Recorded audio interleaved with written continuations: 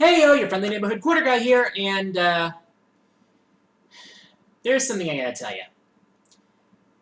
I get quite a few user questions asking me about my thoughts on certain movies, like Frozen, the Lego movie, and whatnot. And recently I see stuff on Facebook about some of my online friends getting hyped for a sequel to The Incredibles, which is critically acclaimed as one of Pixar's best films. So I feel I need to level with you for a second on something. There are a lot of movies that people think everyone should see that I have not seen. For example, I have not seen the original Incredibles, much to my great regret. Haven't seen Cars, haven't seen Up, and recent films I haven't seen Frozen. I'm not sure if I will, not sure if I won't or not.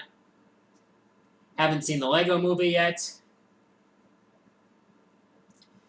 And there are a lot of classics which I haven't seen, which may shock some people.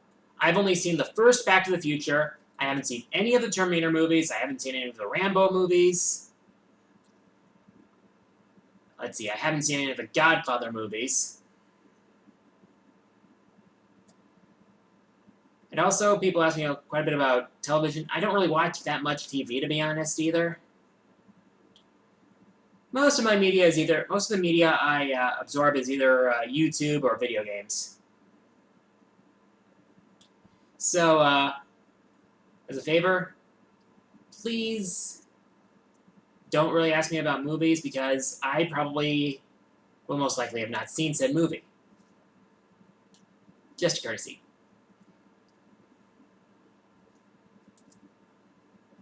Anyways,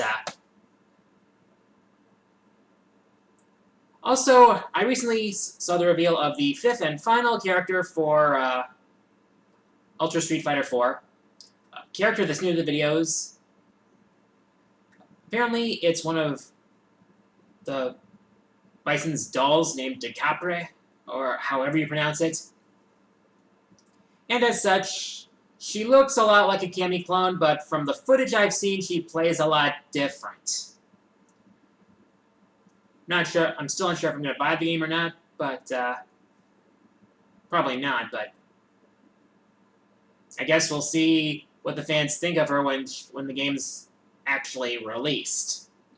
Yeah, it's one of those things like, just wait till it comes out.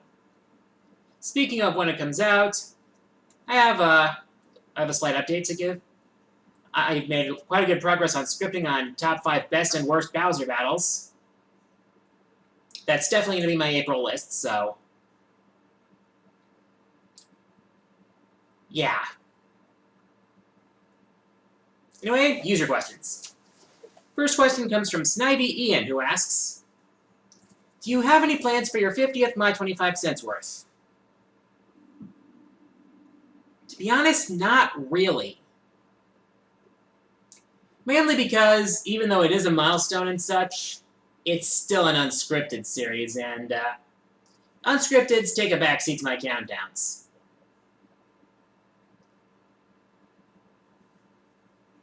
Besides, a 50th episode special will probably end up becoming the same thing that every episode becomes. Me rambling on whatever shit happens to be on my mind. So, yeah. Next question comes from SpoonyBard13. What are your thoughts on the Treasure Capcom collab Geist Crusher? I have to admit, it's got my interest. Looks pretty cool. Has some pretty interesting concepts about it. Interesting in how the game and the Italian anime are sort of being developed simultaneously, I think, from what I've heard. And from what I've seen of it so far, looks pretty interesting. Also, Treasure is collaborating with Capcom on it, and they're the ones behind Ikaruga, Radiant Silvergun, and Sin and Punishment Star successor, so that's definitely a plus right there. I'm hoping it gets localized, and of course I'm hoping the game is actually good, which I hope for any game that has my interest. But yeah, it looks promising. Next question comes from the Purple Stranger. He asks, what do you think is the best looking game from an artistic standpoint? I gotta tell you this. Personally, I think it would be the Okami games. Okami and Okamiden. I just love their old Japanese traditional art style direction that they went for that game. It just looks gorgeous.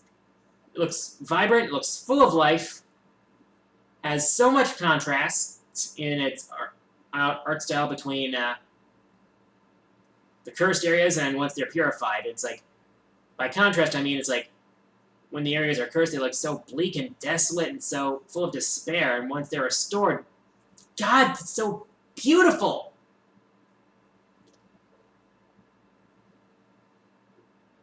So yeah, I have to say, I like Okami's art style as my favorite art style in games. Next question comes from Sonic and Tails. I see what he did there. Who asks, favorite classic Mega Man game besides 9? If you're thinking strictly the main numbered series, I would have to say 3. 3 is my most nostalgic game of all time. If you haven't seen that video yet, go take a look at it. I highly recommend it. And for those of you who are surprised that I didn't say 2, I kinda did a CinemaSins parody on the flaws and nitpicks from that game.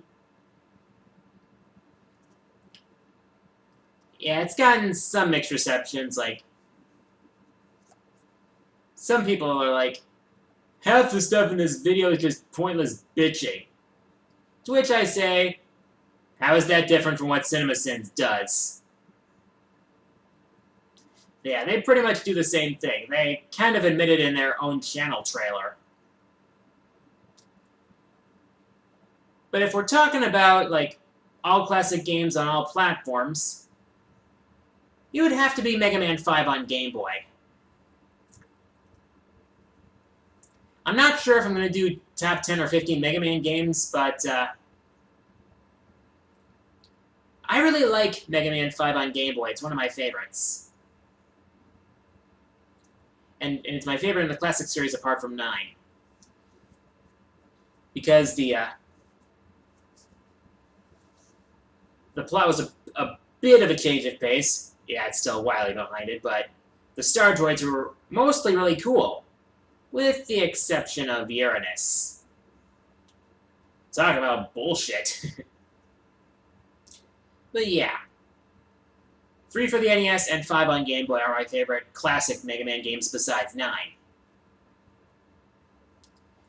Final question comes from the Bob8644. He asks, what are some of the stupidest SSB4 requests you've seen?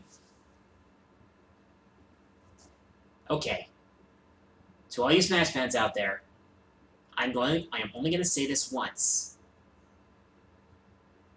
Stop asking for Goku!